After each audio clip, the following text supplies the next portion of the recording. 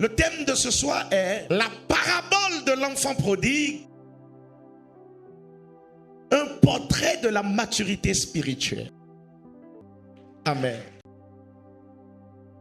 Jésus, durant son ministère terrestre, parlait des fois avec des allégories que nous avons nommées des paraboles. Il avait des langages imagés. Et l'une des paraboles qui est les plus populaires que nous connaissons le plus, c'est la parabole de l'enfant prodigue. Dans toutes les langues où je connais la Bible, il y a un nom pour ce jeune homme. Mais aujourd'hui, le Seigneur nous amène à l'école de ce jeune homme et de sa famille, afin de nous apprendre sur ce qu'est la maturité et l'immaturité spirituelle. Nous sommes dans l'évangile selon Luc au chapitre 15. Amen. À partir du verset 11. Il dit encore, un homme avait 2 fils. Le plus jeune dit à son père, mon père, donne-moi, si la Bible t'appartient sous lit, donne-moi la part de bien qui doit me revenir. Et le père leur partagea son bien. Peu de jours après, le plus jeune ayant tout ramassé, partit pour un pays éloigné où il dissipa son bien en vivant dans la débauche. Lorsqu'il eut tout dépensé, une grande famine survint dans ce pays. Il commença à se trouver dans le besoin. Il alla se mettre au service d'un des habitants du pays qu'il envoya dans ses champs garder des pourceaux. Il aurait bien voulu rassasier des carouges que mangeaient les pourceaux, mais personne ne lui en donnait. Étant rentré en lui-même, si la Bible t'appartient sous lui, rentré en lui-même, il se dit, combien de mercenaires chez mon père ont du pain en abondance et me voici ici, je meurs de faim. Verset 18. Je me lèverai, j'irai vers mon père et je lui dirai, mon père, j'ai péché contre le ciel et contre toi. Je ne suis plus digne d'être appelé ton fils. Traite-moi comme l'un de tes mercenaires. Verset 20. Va et alla vers son père. Comme il était encore loin, son père le vit et fut ému de compassion. Il courut, se jeta à son cou et le baisa. Le fils lui dit, mon père, j'ai contre le ciel et contre toi, je ne suis plus digne d'être appelé ton fils. Mais le père dit à ses serviteurs, apportez vite la plus belle robe et l'en revêtez. Mettez-lui un anneau au doigt, des souliers aux pieds. Amenez le veau gras et tuez. Mangeons, réjouissons-nous.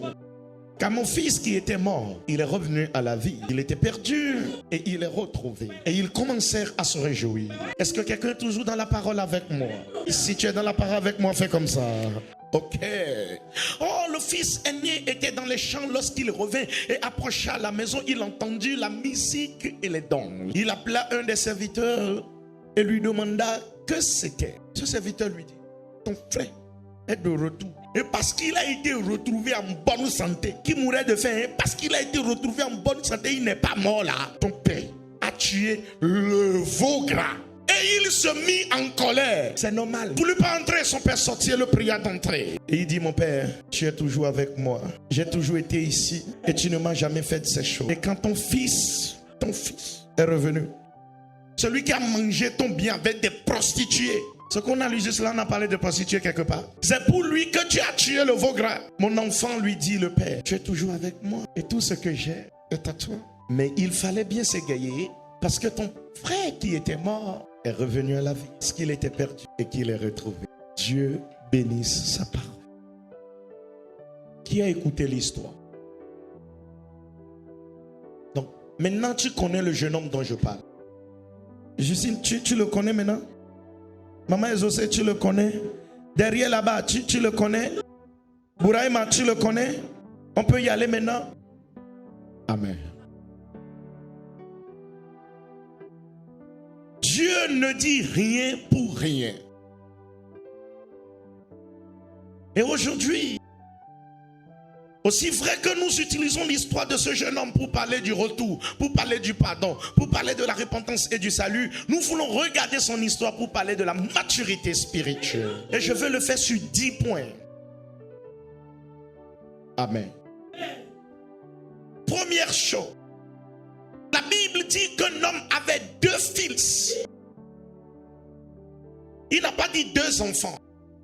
Quand tu lis bien la Bible, un enfant n'est pas, la Bible dit aussi longtemps qu'un enfant sera enfant et qu'il ne deviendra pas fils, il ne peut pas être héritier. C'est-à-dire qu'ils sont déjà âgés. Eux 2 étaient âgés. Mais l'un d'eux est allé voir son père et lui a dit, donne-moi ma part. Il a fait preuve d'immaturité. La première des choses qui m'est sautée à l'œil, c'est que la maturité n'est pas liée à l'âge, ni au temps que vous avez passé dans l'église. Ce n'est pas parce que tu as 40 ans que tu es mature. Je connais des cinquantenaires très immatures et des gens qui ont 20 ans mais qui sont bien réfléchis et matures. Il y a des gens qui étaient dans l'église depuis 40 ans et qui sont des bébés spirituels, tandis que des gens viennent d'arriver au Seigneur mais qui sont des géants spirituels.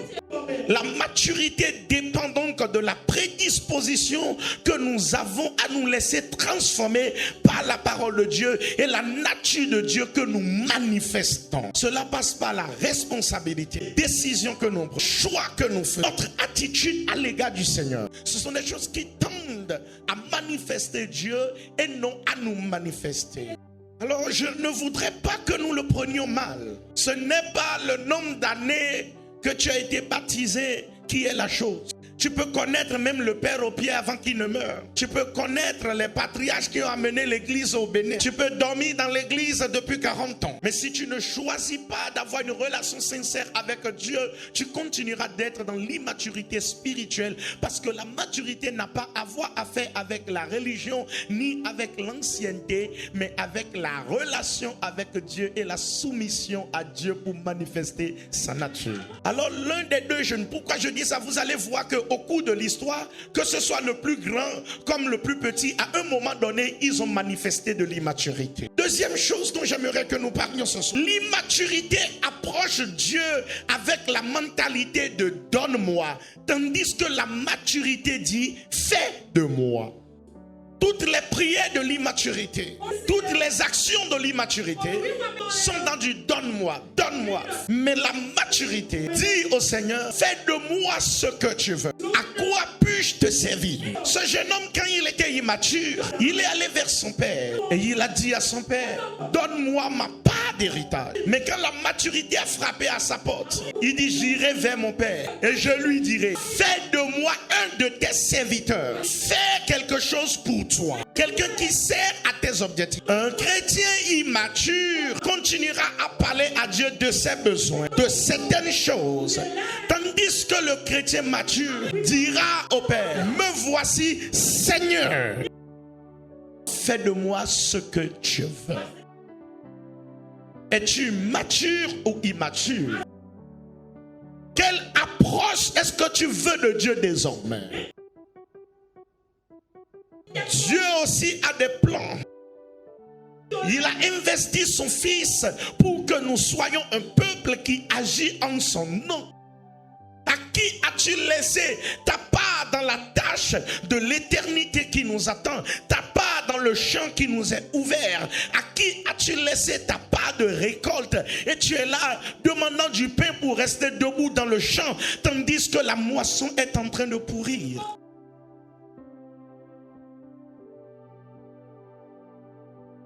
Dieu écoute plus les matures que les immatures. Dis à celui qui est à côté de toi, revois ton approche avec le Seigneur. Amen. Troisième point.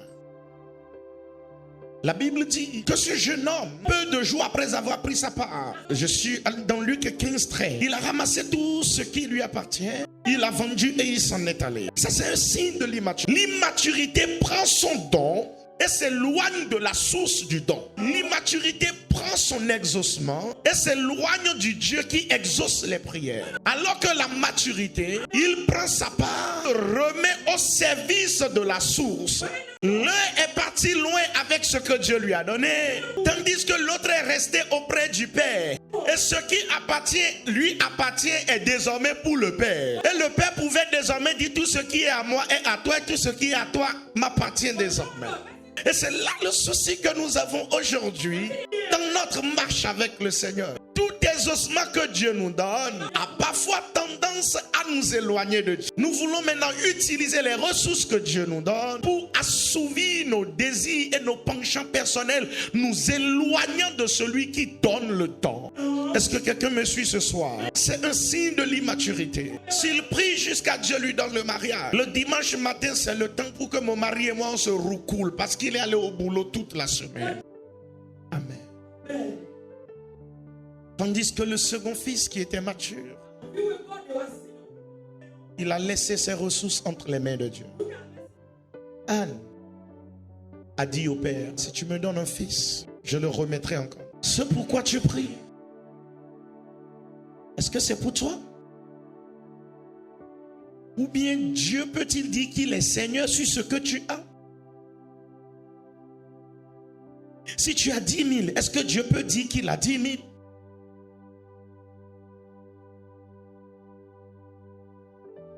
Est-ce que ton argent est l'argent de Dieu? Est-ce que ton temps, le temps qu'il te donne, tu dois mourir mais il te donne la vie? Est-ce que la vie qu'il te donne, est-ce que ta vie est sa vie? Tu priais, finalement tu t'es marié. La Bible dit, un chassera 1000, mais 2 chasseront 10. Est-ce que Dieu peut compter sur vous 2 pour chasser les 10 000 afin que son royaume s'étende?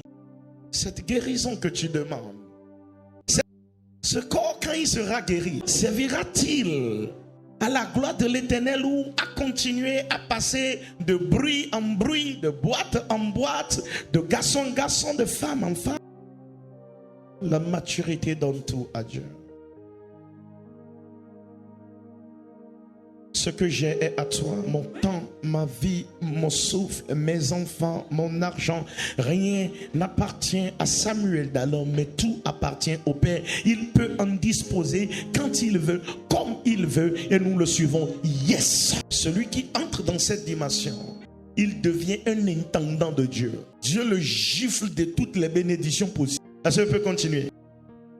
Amen. 4e point, nous allons y aller rapidement. L'immaturité vit pour son propre plaisir. Il a son chemin, il a ses plans, il a pris sa part, ses plans, pris sa part. La grâce que Dieu lui a donnée, les dons que Dieu lui donne, prend sa part. Il s'éloigne de Dieu, il vit pour ses penchants, il vit pour ses désirs. Il ne fait pas de l'Éternel ses délices. Il vit comme il veut. C'est en réalité ça la vie de débauche. Une vie de débauche, c'est une vie qui n'est pas embauchée, qui n'est pas à l'embauche du Père, c'est-à-dire qui n'est pas là où elle doit être. C'est une vie qui est débauchée au lieu d'être embauchée au service du Père. La maturité spirituelle nous amène donc à ne plus vivre pour nous-mêmes, pour nos penchants, comme cet enfant prodigue. Il voulait être libre, bien-aimé de Dieu. Ce monde n'est pas fait pour vivre dans du libertinage. Même Jésus qui nous promet la liberté, il dit prenez mon joug, il est doux et léger. Celui qui vit sans règles, celui qui vit sans principe, se retrouve bientôt dans le précipice. Celui qui vit sans cadran, tu vas le voir bientôt non encadré. Il va devenir la risée des hommes maintenant. Frère, celui qui veut prendre son chemin sans Dieu a l'assurance de se perdre. La meilleure façon d'échouer, c'est d'avancer sans Dieu. Il y a plusieurs chrétiens immatures aujourd'hui qui font qu'on pense que notre Dieu est un échec, que notre Dieu est une anarque. Il y a plusieurs chemins que nous avons empruntés et c'est au milieu qu'on se retrouve, on dit Maoufitiade. Le monsieur te disait ne pars pas, mais tu as continué pensant qu'il est ton enfant qui va te suivre. Non, n'oublie pas, un mature, il a Dieu pour Seigneur et non, il n'est pas Seigneur pour Dieu. Plusieurs relations, Dieu t'a bien parlé. Mais comme c'est déjà monté dans ta tête, on dit chez moi, on ne conseille pas une personne amoureuse. Un nouveau riche, on ne les conseille pas. Dieu ne manque pas de nous avertir. Il y a plusieurs problèmes que nous aurons pu éviter. Plusieurs combats qu'on pourrait pu éviter. Plusieurs souffrances qu'on aurait pu éviter. Si nous avions manifesté de la maturité et nous avions suivi ce que Dieu nous dit. Mais la maturité fait de l'Éternel ses délices. Elle reste là où Dieu veut qu'elle soit. Elle ne suit pas ses penchants, mais il dit ma nourriture c'est de faire la volonté de mon Père. C'est ça le mature. Ce jeune homme, il est parti vivre sa vie de débauche. Il a démissionné au poste pour lequel le Dieu des cieux l'a appelé. Ce n'est pas qu'il est allé dans prostitution. La Bible n'a pas dit ça. La Bible a parlé de débauche. Où es-tu ce soir? Où es-tu sincèrement? Es-tu dans les pourceaux ou tu es au pied du Père? La maturité nous appelle à revenir au Père et à laisser de vivre pour nos penchants, parce qu'il n'apporte que problème. Tout ce qu'il y a dans l'homme, la Bible dit le cœur de l'homme est tortueux. Nous sommes naturellement mauvais, naturellement méchants. Nous sommes nés comme ça. Ne suis pas un homme. Ne te suis pas. Ne suis pas tes penchants. Suis le Seigneur. Suis le Seigneur. Laisse le Saint-Esprit te conduire. Amen. Est-ce qu'on peut continuer? Cinquième chose. La maturité est différente de l'immaturité dans un niveau. C'est le niveau pré-action. L'immaturité parle et agit avant de réfléchir. Tandis que la maturité réfléchit avant d'agir. Ce jeune homme n'a pas réfléchi. Il a ramassé ces choses. Ce qui le pique là, c'est ça qui le pique. Mais quand la maturité a frappé à sa porte, tu vas voir qu'il a réfléchi et il a agi. Bien-aimé de Dieu, parfois, au nom de la foi, nous agissons sans réfléchir. Parfois, tu as comme impression que certains sont devenus chrétiens pour être chrétiens. C'est à quoi que quand ils donnent leur vie à Jésus-Christ, ils mettent leur cerveau en location. Nous ne réfléchissons pas. Après avoir prié, il faut réfléchir avant d'agir. Un enfant de Dieu mature, il prend le soin de tout établir. And the Bible says, il dit faisons l'homme à notre propre image. Il a dit faisons avant de faire. Ils ont réfléchi, ils avaient un plan, ils avaient un but. Jésus dit avant de parler, il faut tourner la langue 4 ou 7 fois. Avant de parler, un chrétien mature ne parle pas, parce que la Bible dit que la mort et la vie sont au pouvoir de la langue. Et puisque nous sommes matures, nous manifestons la nature de Dieu. Un mature, il parle, c'est Dieu qui parle. Alors avant de dire quoi que ce soit, il faut réfléchir d'abord. Si je fais ceci, quelle sera l'implication pour mon père, pour moi-même, pour mes enfants, pour les générations à venir? J'ai vu Tchatchanga qui passe. Il est 14h30. J'ai cours à 15h. J'ai l'agent de Zem dans Zedou Tchatchanga. Tu as réfléchi. Oh, avant, comme il voit le Tchatchanga, là, il a dit à ce Tchatchanga. Le temps qu'il finisse, 14h40. Non, il n'y a rien. Le professeur, je le lis par la foi. Marchons. J'avance. Peuple de Dieu, en avant, nous serons. Et il avance. Le temps que tu arrives en classe, il est 15h20, le professeur a fait une belle interrogation, tu as 0, tu vas dire que c'est les démons. Tu reviendras ici pour comprendre encore. Use your brain. C'est ça la maturité. Dieu même veut télécharger de bonnes choses dans nos pensées. Mais bizarrement, we are not using our brain in churches nowadays. Nous n'utilisons plus nos cerveaux dans les églises aujourd'hui. C'est vrai que ça nous arrange, parce que autant le peuple est couillon, nous pouvons raconter du n'importe quoi, prendre le sou, nous enrichir, nous gaver de vente. Mais Dieu demande de raconter. Dieu nous a appelés hommes de Dieu, serviteurs de Dieu, non pour abrutir son peuple, mais pour édifier son peuple. Et c'est aussi ça la maturité dont le Seigneur parle. Dis-moi amen. Quelqu'un est fâché, mais c'est pas grave. La maturité est humble, reconnaît sa nature et non du mérite. Il dit, j'irai vers mon père. Je lui dirai, je ne suis plus digne de quoi que ce soit. C'est vrai, il ne méritait plus rien. Mais, il dit, j'irai le voir. Il me fera grâce. La Bible dit que Dieu résiste aux orgueilleux, mais il fait grâce aux humbles. Tu vois tout le bruit que nous faisons dans le pays. Can you see that? Si il allait avoir une corrélation positive ou proportionnelle, nous ne serons plus au niveau où nous sommes.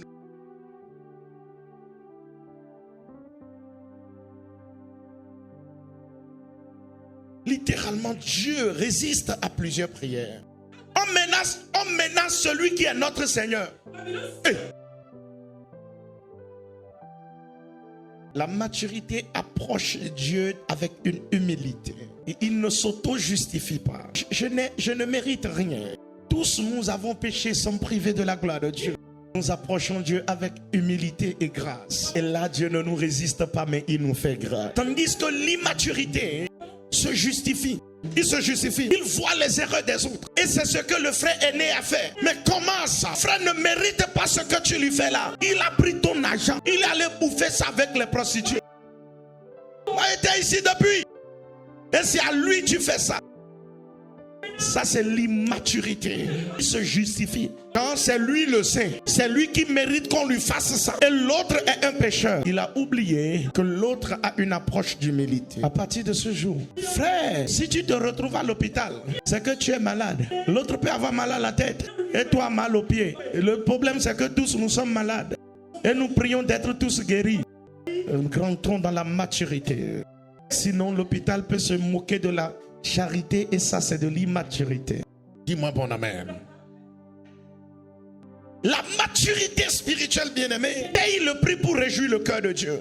Quel que soit ce qui peut arriver. La Bible dit Jésus il a méprisé l'ignominie de la croix. Il l'a méprisé et il s'est sacrifié. Et c'est pour cela que Dieu l'a souverainement élevé. La maturité paye le prix pour réjouir le cœur. Ce jeune homme, il n'a pas regardé. Tu sais, normalement, à son retour, quand il vient à la porte comme ça, on devait le lapider, le tuer. C'est ce que la loi des Juifs dit. Il n'a pas regardé à cela. Il n'a pas regardé aux injures des hommes. Il n'a pas regardé à ses erreurs hier. Il dit désormais, je suis rentré en moi-même. Je suis une nouvelle créature. J'ai rencontré le Seigneur. Mon passé ne me détermine plus. Mes erreurs d'hier ne me déterminent plus. Mon Père, il est bon. Il a un avenir pour moi. Et quel que soit ce que les hommes vont dire, je m'accrocherai au Seigneur. Je lui obéirai. Je me présenterai devant lui. J'irai mettre ma vie à ses pieds. Qu'il en fasse ce qu'il veut. Afin de glorifier son nom. Et que son cœur se réjouisse. C'est ça le mature. Bien-aimé de Dieu. Oh, quand Jésus reviendra, l'église primitive nous regardera et pourra nous mépriser. Qu'est-ce que vous avez subi? Ils les ont tués, ils les ont sciés, ils les ont frits comme du poisson. Quel prix payons-nous? Quel prix payons-nous? Quel prix payons-nous? Que sacrifions-nous pour le Père? Nous sommes malheureusement d'une génération. Personne ne veut rien sacrifier pour le Père. Personne, tout le monde veut garder sa vie. Mais il dit quiconque voudra garder sa vie la perdra. Je ne parle pas d'aller se sacrifier, d'aller se tuer. Mais je dis il y a des choses. Tout ce qui est moi, tout ce qui m'honore, même les anges, même les 24 vieillards au ciel déposent leur couronne devant sa royauté. Qu'est-ce que tu sacrifies? Quel prix est-ce que tu payes, bien-aimé? Quelqu'un m'a dit clairement la dernière fois, moi, avec tes diplômes là, tes relations, ton cerveau là, allez dire praise là, alléluia. Il a raison. Je le dis devant vous. Moi-même, je ne voulais pas.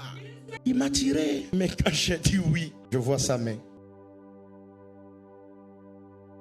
Quel prix est-ce que tu veux payer?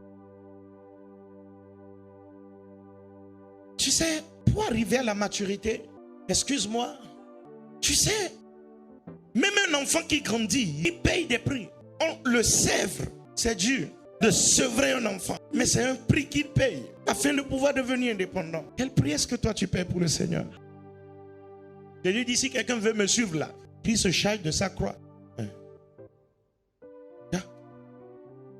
Pour certains, on t'insultera à cause du Christ. On va cracher sur ton visage à cause du Christ. Frère, là où on est, si je te dis tout ce qu'on dit de moi, mais on s'en fout, c'est le prix qu'on veut payer. Quand Dieu t'appelle, les persécutions suivent en même temps. Ça vient avec l'appel. Donc je m'en fous de ce qu'ils disent. L'essentiel, c'est que Dieu est fier de ce que je fais pour lui. Quel est le prix que tu es en train de payer? C'est ça la maturité. L'immature est content au bon jour, mais content au mauvais jour. Mais le mature, il paye le prix. Qu'il pleuve ou qu'il neige, Dieu est bon. 8e chose, et il va rester 2, on va partir. Le Père est mature et accueille tout le monde. Qui a constaté ça dans la parole? Le Père a un cœur de maturité. Il a un cœur d'amour. Je crois qu'on a parlé de ça dans la semaine.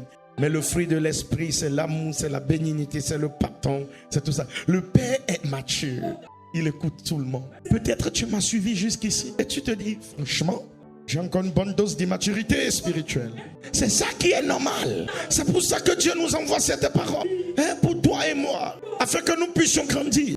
Car la maturité du Père nous donne d'être matures en lui. N'importe où tu te trouves ce soir et que tu es en train d'écouter cette parole, que ça sonne dans ta tête, ça sonne dans ton âme, ça sonne dans ton esprit, à vouloir devenir mature au Père. 9e chose, je veux parler de certaines attitudes de l'immaturité pour ajouter à ce qui a été dit jusqu'à présent. Si tu suis bien, c'est une famille de 3 personnes. J'ai parlé du Père, j'ai parlé du premier fils. Je veux maintenant aborder un peu les serviteurs et le second fils. Parce que il n'y a souvent pas que ceux qui commettent des erreurs. Il y a aussi ce que nous appelons l'immaturité de l'orgueil spirituel. Où il y a des enfants sacro-saints de Dieu. Ils jouent au mature plus que tout le monde alors qu'ils sont des bébés spirituels. Amen. L'immaturité raconte des commérages. L'immaturité raconte des ragots. Lui, il a déjà vu qu'il est en bonne santé. Et il a dit tout ce qu'il faut pour monter le cœur du frère. Ça, c'est l'immaturité. Et cette immaturité est en train de casser nos églises. Maman pasteur a son club de commérage. Les interprètes ont leur club de commérage. Les musiciens ont leur club de commérage. Le mouvement des femmes est divisé en 3 parties. Il y a la partie Russie, la partie Ukraine et la partie Afrique qui est là-bas. Chacun a son clan. On se regarde. Hey! Et Dieu au ciel, il voit tout ça. Seigneur, délivre-nous au nom de Jésus. Mais la maturité parle du Père. Corrige. Encourage. Et écoute le Père et non des racontars. Jusqu'à quand est-ce que tu vas vivre des ragots et des commérages? Celui qui dit comme celui qui écoute. Eh bien, tu viens me voir, tu me dis, et tu, par exemple, tu viens me voir, tu dis, Bruno a dit si. Dieu te bénisse, je prends ta main. Bruno, paraît que tu as dit si. Qu'est-ce qu'il en est? C'est aussi ça la maturité. La maturité vit dans la vérité. On raconte des choses pour monter les gens. Ça, c'est du diable, c'est de la calomnie. On se fait passer pour le saint, celui qui a raison. Et c'est l'autre qui a tort. Les autres sont adja, les autres sont fonds, les autres sont les autres sont les autres sont mariés, les autres sont célibataires, les autres sont riches, les autres sont pauvres. On crée des catégories, des paroles. Et on amène ces bêtises-là juste dans la maison de Dieu. Alors que Dieu dit que nous soyons parfaits, que nous grandissions. Et non dans de l'enfantillage, que le Seigneur nous délivre. Le juste vit par la foi. Et la foi vient de ce que l'on entend. Et ce que l'on entend vient de la parole de Dieu, non des rumeurs. 10e chose, que quelqu'un dise enfin. Et amen. L'immaturité jalouse, mais la maturité rend grâce pour le miracle de l'autre. L'immaturité jalouse parce qu'il ne connaît pas Dieu. Il ne sait pas que si Dieu l'a fait pour son voisin, il peut le faire pour lui aussi. Le peu que Dieu fait pour l'autre, il est mécontent. Il va voir le Père, il dit, mon Père, moi je suis ici depuis avec mes frères, mes amis. Est-ce que ces amis sont les fils du Père? Et tu ne nous as jamais donné ne serait-ce qu'une seule chèvre, mais à lui tu allais donner un veau. Et nous faisons même parfois des prières d'immaturité comme ça. Tu dis, Seigneur, moi je suis ici depuis, tu as donné une voiture à Bibiana et moi je suis à pied. Seigneur, moi aussi je ne suis pas ton enfant, il faut que tu me donnes ici. Oh, c'est pas de la foi, c'est de l'immaturité. L'autre fait bien, tu es mal à l'aise. Tu peux bien faire pour toi. Donc l'autre peut faire n'importe comment. C'est sa grâce. Il fait ce qu'il fait. Mais ça ne m'empêche pas de faire ce que je fais. Parce que Dieu ne donne pas ce qui appartient à quelqu'un d'autre. Dieu est juste. Et quand Dieu fait lever le soleil, Cotonou n'empêche pas Kassato, Cotonou n'empêche pas Gléwé, Cotonou n'empêche pas Komé d'envoyer le soleil. Tu peux être grand, il peut être petit. Chacun reçoit son rayon de soleil. Dieu nous appelle à la maturité. La maturité ne jalouse pas. La maturité n'écoute pas les rumeurs. La maturité vient de Dieu. Et la maturité paye le prix pour réjouir le cœur de Dieu. La maturité aime Dieu et est humble devant Dieu. La maturité reconnaît ses faiblesses. La maturité réfléchit et pense avant d'agir. La maturité se met au service de Dieu et prend du plaisir en l'Éternel et sa volonté au lieu de ses penchants. La maturité se met à la disposition de Dieu. La maturité approche Dieu et demande à Dieu de faire de lui ce qu'il veut. La maturité n'est pas liée à l'âge ni aux expériences, mais à celui qui reçoit se laisse transformer par la parole de Dieu. J'ai une seule parole pour quelqu'un ce soir. Que la grâce parle pour nous afin que nous parvenions à la maturité. Et la maturité spirituelle n'est pas un état statique. Si tu es mature aujourd'hui et tu ne cherches pas à grandir, tu deviendras immature demain parce que le temps passe. Un enfant qui est intelligent aujourd'hui, on dit 2 fois 2, il dit 10. Ou 2 fois 2, il dit 4. 10 fois 10, il dit 100. Il dit des choses comme ça. Et il n'apprend pas d'autres choses. Il reste au CI ou au CP. D'ici 2 ans, oh, il n'est plus intelligent comme il le croit. Il est devenu un immature. La maturité spirituelle évolue avec les saisons. Et ma prière, c'est que Christ nous retrouve dans la maturité quand il revient. Dieu bénisse sa parole. C'était la parabole de l'enfant prodigue, un portrait de la maturité spirituelle. God bless you.